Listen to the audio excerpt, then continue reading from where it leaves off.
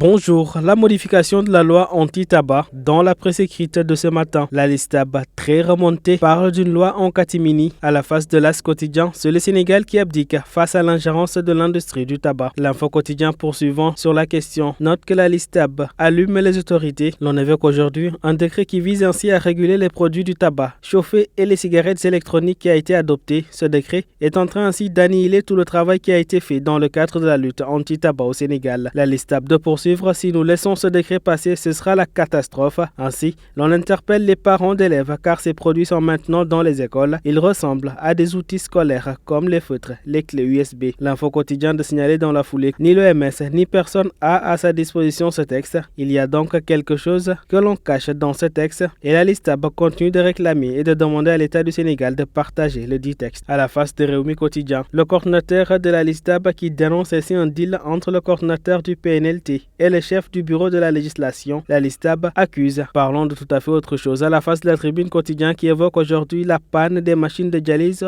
au hangar des pèlerins. La priorité de la santé publique est aujourd'hui en question des malades qui meurent en silence, les malades des reins en détresse au bic rouge. En politique, critique parle du nouveau gouvernement toujours en gestation que mijote Macky Sall et son ombre. La question fait rage. En tout cas, il y a incertitude pour 2024. Le président sortant laisse un vide abyssal. Il y a une bataille parlementaire en vue. Yewwi et Taxawu cogitent pendant ce temps et le divorce est total. Enquête quotidien pour sa part dresse le bilan d'Amadou Ba en pouvoir d'achat, emploi, loyer entre autres, des denrées alimentaires, des frais scolaires, eau, électricité. Le calvaire continue pour les Sénégalais. Il n'y a jamais eu les mesures d'accompagnement nécessaires. C'est en tout cas ce que dénonce le président de l'Union des boutiquiers. Le gouvernement Amadou Ba 1 a ainsi peiné à relever les défis à lui, assigné par le président. Amadou Ba 2 va donc devoir mettre les bouchées doubles pour les 6 mois à venir. Parlant justement d'Amadou Ba et de ses activités, le journal Le Peuple quotidien revient sur la reproduction intégrale d'un texte de sa cellule de communication. Aujourd'hui, le Conseil d'observation des règles d'éthique et de déontologie dans les médias tend c'est les organes de presse incriminés. Dans le communiqué, l'on parle de similitude dans le traitement de cette information qui n'honore pas du tout la presse. Une dissimulation de la provenance du texte constitue ainsi un manquement grave à l'éthique et à la déontologie des journalistes, un soupçon de conflit d'intérêts d'atteinte à la crédibilité et à l'indépendance rédactionnelle des journalistes ainsi que celle des médias. Le CORED ainsi condamne cette pratique et réaffirme que par respect pour le lecteur, les médias ont l'obligation de faire la distinction entre public reportage, communiqué, articles rédactionnels conformément aux règles d'éthique et de déontologie qui régissent ainsi le journaliste. Selon l'article 19 d'ailleurs cité dans le journal, l'on nous signale que le journaliste et les techniciens des médias ne doivent accepter aucun avantage ni aucune promesse qui pourrait limiter leur indépendance professionnelle ou l'expression de leur propre opinion. Vox Populi quotidien, pour sa part, reviendra sur la contestation du refus de la DGE de donner des fiches de parrainage,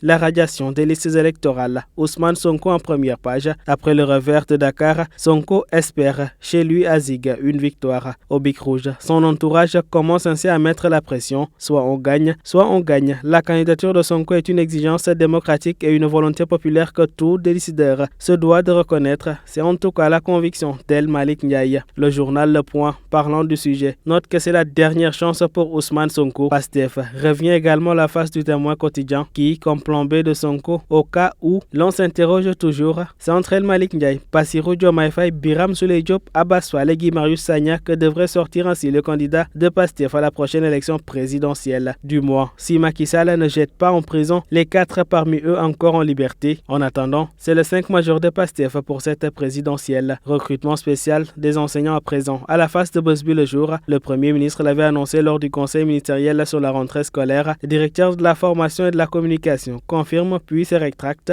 Bosby le jour parle d'un tâtonnement. Ainsi va donc la presse du jour. À toutes et à tous, une bonne lecture.